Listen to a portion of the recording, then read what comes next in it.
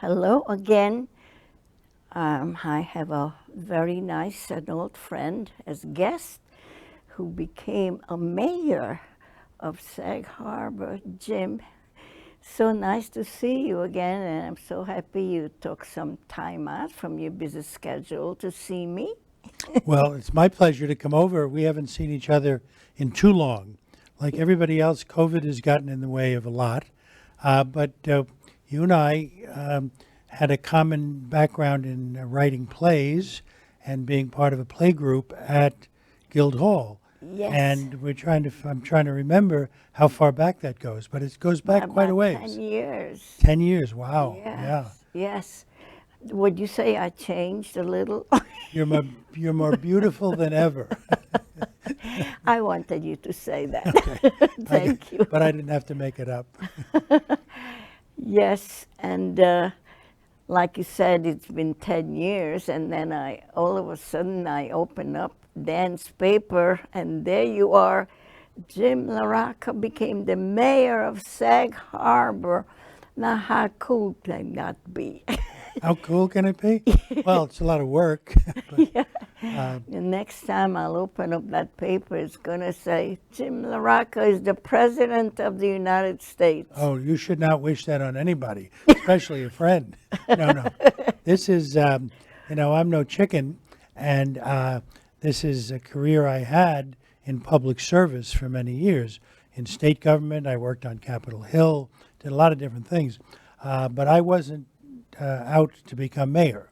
But what happened is I just became concerned about the level of development, the size of the development that's happening. Sag Harbor is a very contained community. It's like 1 mile by 2 miles. It's very small, fewer than 3,000 people. And we have a boom in real estate, in tourism, and in recreation, and that's all very nice, but it has to be restrained. You can't just let it run wild, or the very characteristics of the community that have drawn people here will be lost. And so we have to preserve, I described it in the campaign as preserve, protect, and nourish what we have. And what we have took a couple of centuries to develop. And it can be wiped out very fast when the big guns come to town. So I ran to try to moderate the growth and the size and the high pressure activity that's been going on. Well, yes, Sag Harbor is a quaint, in my opinion, a quaint town in the Hamptons. It doesn't even bear the name of Hampton, like Southampton, West Hampton, and all Well, that. we got called the unhampton or the non-Hampton. Yes. But it is a lot of people use the word quaint. I like the word authentic because people talk about planning and planned communities, and we've seen some of these things in Florida where Disney and others have built whole developments of cute little gingerbread houses and picket fences and everything else. But it's not authentic. Sag Harbor grew up on its own for a couple of centuries, and the result is the one you see. A mix of houses, a strong community feeling. Volunteer fire department is probably the social center of the village, and the ambulance corps is also a volunteer organization. So it has a very authentic American characteristic, but it came about carefully over many years, and it can be threatened, or it is threatened now, by people who have brought in their own ideas, and they think, for example, we've had proposals to put condominiums on the waterfront. I don't like that. The village doesn't like it. The waterfront is the focal point of our civic life, our economic life, our environment, just simply the place where you take a stroll. And we don't need 20 or 40 condominiums between us and the water. So it started for me as an argument as simple as that. And there was a property just west of the big wharf, the long wharf, where there were derelict buildings, And a series of owners came along. They wanted to build 20 units, 18 units, 8 units, and so forth. And the point was, we didn't have in our code a protection against the waterfront getting converted into, I don't know, Port Washington or one of those places Yes. which allows apartments right to the water. Now, there are places where that's very nice. I've seen them, I've been to them, but it doesn't fit our identity, the characteristics that make our village special. So starting about 5 or 6 years ago, started an effort to get that first piece of property, which was sitting derelict for 20 years, to come in as a new Sag Harbor Village Park. And we went to the town of Southampton. We got community preservation money, and we, with the town, the property was acquired and then turned over to the village, and it is now John Steinbeck Waterfront Park. Oh. There are no condominiums, there are no apartment houses, there are no high-rises, there are no low-rises. It is simply a beautiful park that faces to the west, and 2 weeks ago we had the American Music Festival in Sag Harbor, and we had a stage in the park, a portable stage, a big one, and each night of the Saturday and Sunday, we had a show scheduled around 6 or 6:30 with the sun setting beautifully in the west, exciting music on stage, people dancing in front of the stage, children running around. The organizers put out hay bales for seating, but the little kids, of course, just started chomping on it. Before you know it, we had hay everywhere and kids running around. And so the park came to life. The park came to life. And I said that night, compare this to what the 8 townhouses that somebody wanted to build here. This is too big for it to be in private hands anymore.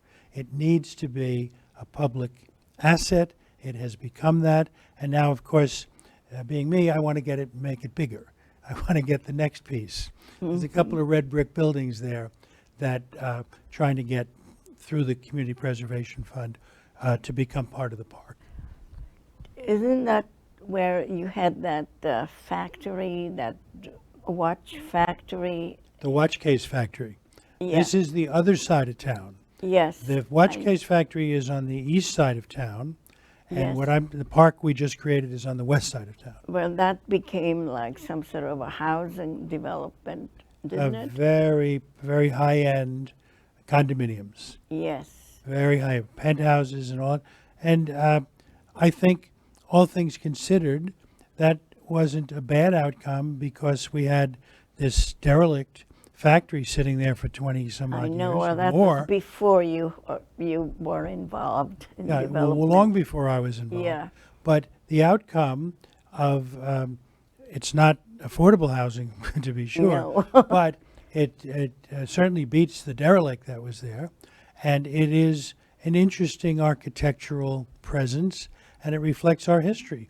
That was like so much of people say we look a lot like New England, and that's true. And one of the things we look a lot like New England about is there's a big red brick What factory. was the name of that watch? I can't remember. Well, the family name was Fays, Fayhs, but it was part of Bulova, Bulova, the famous yeah. Bulova watch company. Yes. A fellow came with European artisans who made those kind of products in Europe and around Switzerland and Germany, those places. And he brought them here, set it up, and began making watch cases. And Bulova eventually bought it and made it their factory. But by the 1970s, I would say, into the 80s, it had become obsolete. And so it sat around for a long time. There were a series of owners, and finally somebody came up with a formula, and it went to condominium. Very controversial, but of all things considered, that outcome, it's a good-looking enough facility. You can't knock everything down to Waterfront Park, although I'm tempted sometimes to think we should. So yeah, that came back to life. with this festival we had 2 weeks ago and Harbor Fest before that, the village is emerging from COVID, from the struggles of the last couple of years. And so what we saw on these events, was a pent-up energy and spirit that we haven't seen in a long time. And for the last night of the music festival, practically everybody who came down was a true local, a true Sag Harborite. It wasn't just our summer people or our second residence people.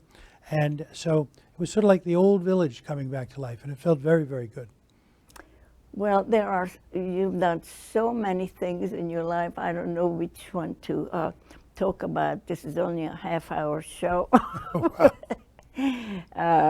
You were, well, when we first met, you were a playwright. You even won some awards for your writing.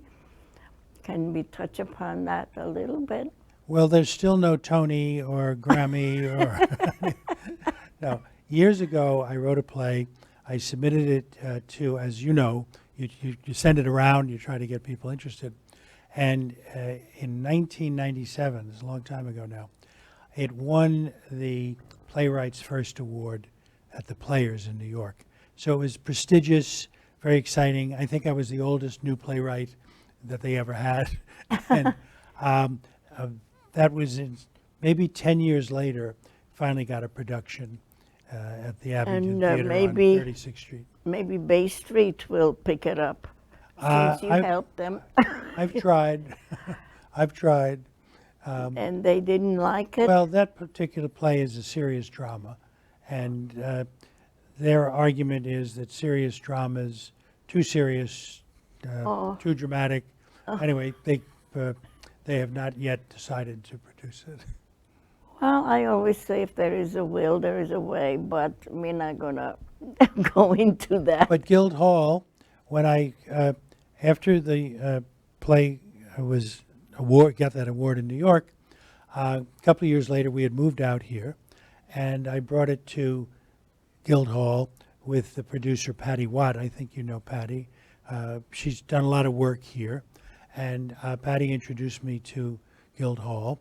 And we did a staged reading of it there, yes. And we had a very good reaction to it there. Right. And then, maybe a year or so later, we did another play of mine, similar format, staged reading, and we took both of those plays back into New York to either the neighborhood playhouse or to the Players, and then put it in the Midtown. The first play, Penang, we put in the Midtown. Midtown International Theater Festival, whatever they call it, and it won a nice award there. One of the actors got a top award, and it was got another award based on the story, that it was a story. So where were you born? Where are you from? Brooklyn, New York. Can't you tell? No, from Brooklyn. Brooklyn, New York. You went to school there? I went all through New York City public schools. I have my undergraduate degree from Hofstra, where I majored in political science, and government. My son went to Adelphi. They had the two colleges. A rival. Yeah. Hofstra and Adelphi, close to one another, were rivals. And is that where you met your better half? My better half? No. Dale and I met in Washington when we were both working on Capitol Hill. I was working in the New York delegation to Congress, and Dale was working for the congressman from Beverly Hills. So think about my part of Brooklyn, Staten Island, Beverly Hills. It was quite a contrast.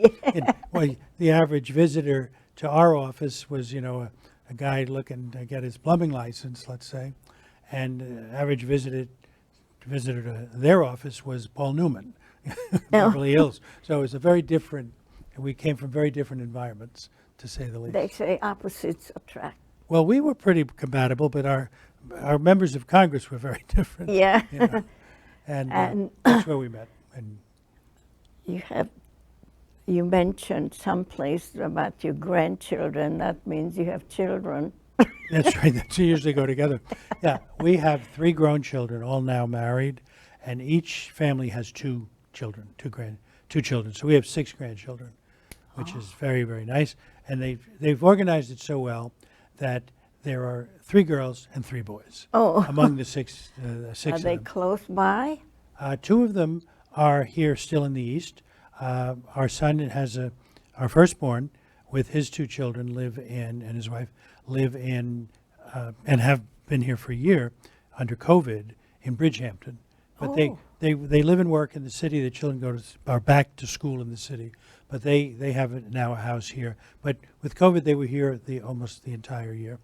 And our daughter lives in Brooklyn, downtown Brooklyn, my hometown. And although my grandfather would be horrified to know that everyone hadn't escaped from Brooklyn, because in his generation, the whole idea was to get to Long Island or Staten Island or something.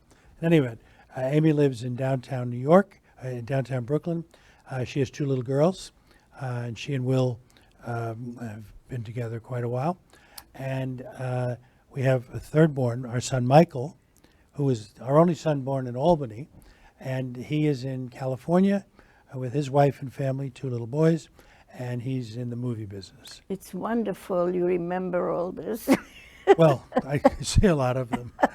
That's all I remember these days. And trying to figure out like your origin with Larocca. Is that like Italian? That's an Italian name. My mother was Irish, my father's Italian. And when they got married, that was called a mixed marriage in Brooklyn. They were even in the same parish, but the Italians didn't marry the Irish didn't marry. My parents got married and had 4 children and a good life together. But it was for their parents, particularly on the Irish side, didn't think it was appropriate. It was like a mixed marriage for its day. And that's where we were raised, and that's all the way to when I went away. Well, okay, I didn't ask you before. What part of Brooklyn, what section was it? It's called Bay Ridge. Bay Ridge. It's where the Verrazano Bridge lands Yeah, in it's Brooklyn. close to the border. And it's Bay Ridge is right on the Narrows, right on the harbor. But when Robert Moses built the Verrazano Bridge, he built a below-grade highway. It's 278, the Brooklyn-Queens Expressway. Yeah. But when it comes into Bay Ridge, it goes below grade. So they built this big excavation right through the heart of the neighborhood that my grandfather built. My grandfather was just getting his bearings as a builder when the Depression hit. But he had built a beautiful row of houses on Leif Erikson Park. And his street had a median and semi-detached houses, brick houses, very nice home. Moses came along. They took half the street, just chopped it off halfway up the block, and then it was trucks and traffic, and it changed that part. The whole approach to the Verrazano Bridge changed a good piece of Bay Ridge. Not the entire thing, certainly, and not the more posh neighborhoods, but the working neighborhood took a real hit when the bridge was built. Well, I bet nobody really knows these things about you. Well, Does anybody ever asks you about your past like this? Sure. I was running, your biography gets some attention. And so I would get asked a lot about, I've worked for 6 governors of New York, so I have a lot of. Yeah. But the two main one was Governor Kerry, who is a popular figure here. I just saw the family, our annual get-together, the Kerry children. There's a Kerry family charity associated with Paul Kerry, one of the governor's young sons who died of cancer. And every summer there's a gathering in his name to raise money for that and another cancer organization. And so I just saw them all. But I worked for Governor Kerry a long time and stayed in touch with him over the years. And when he finished 2 terms, he was succeeded by Mario Cuomo. So then I Yeah. worked with Mario, and I had worked with Mario in the cabinet of Governor Carey. So we had came in as peers in the cabinet, and then he became lieutenant governor. And I had a good friendship with him, and I think it's because almost nobody talks to the lieutenant governor. It's just one of those things. But Mario and I were exceptions. We talked to each other. And so when he became governor, he asked me to join his administration, and I did. And that's when I went and became Commissioner of Transportation, DOT, roads and bridges, all of that stuff.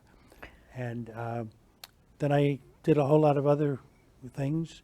Worked with Andrew Cuomo and with Governor David Patterson, who was an old friend who became governor, a lieutenant governor who moved up. Mm-hmm. And before you know it, there's a whole career. So.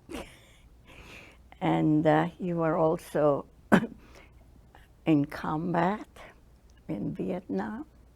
Oh, I thought you were going to say I'm in combat in Village Hall. That's a different kind of combat. Yeah. No, after college, I grew up in the age of the draft. I was about to be drafted into the Army. I decided a better bet would be to go into the Navy, and so I did. And I spent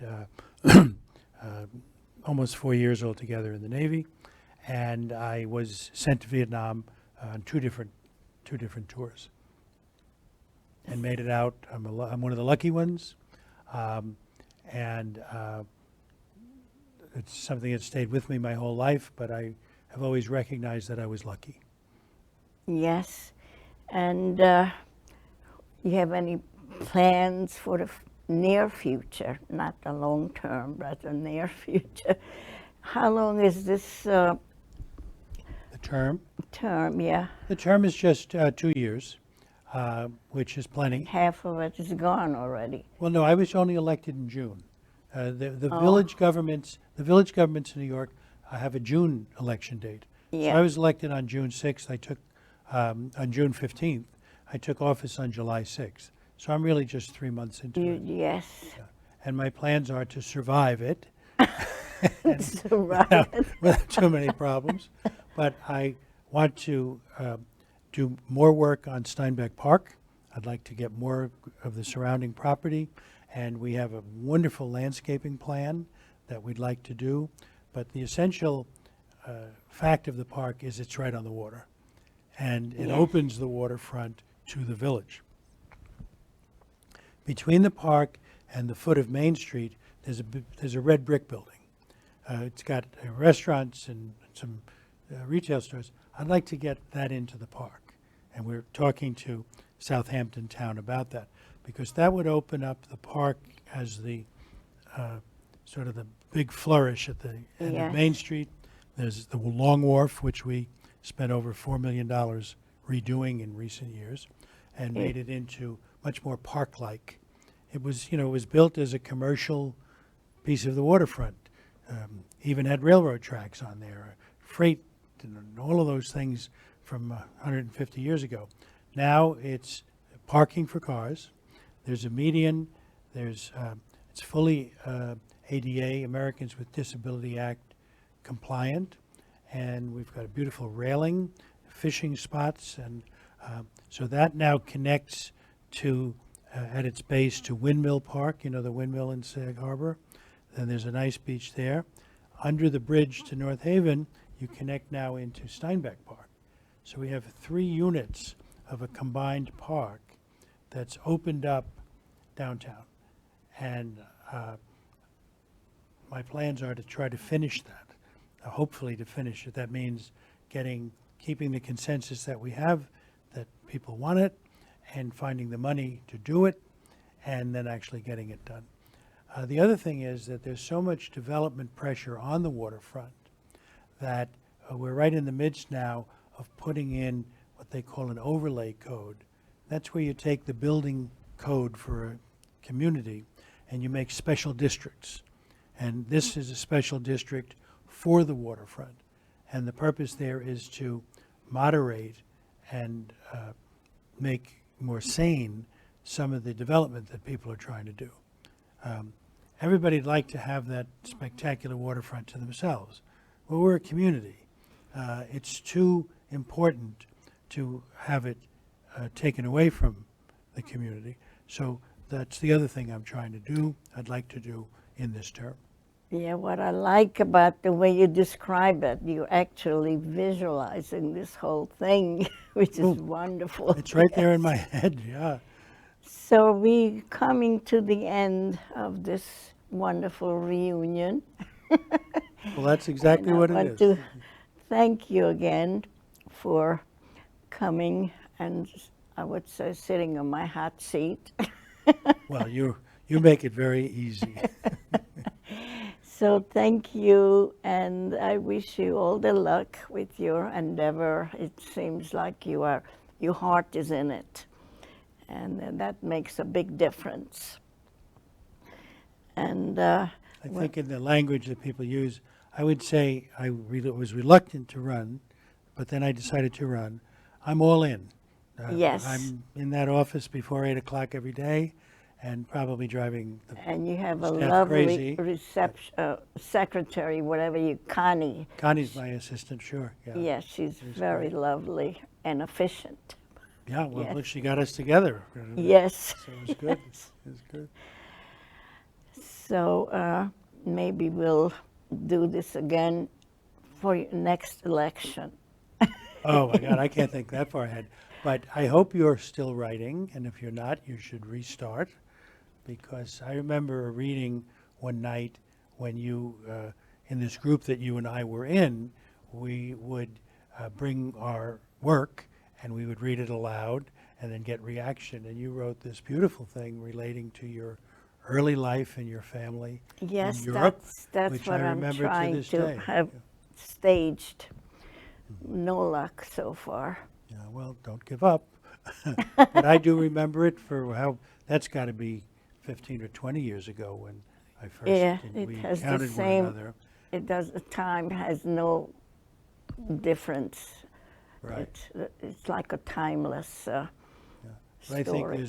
I think there, for me, but for many people, there is strong interest in stories of life coming out of Europe during World War II.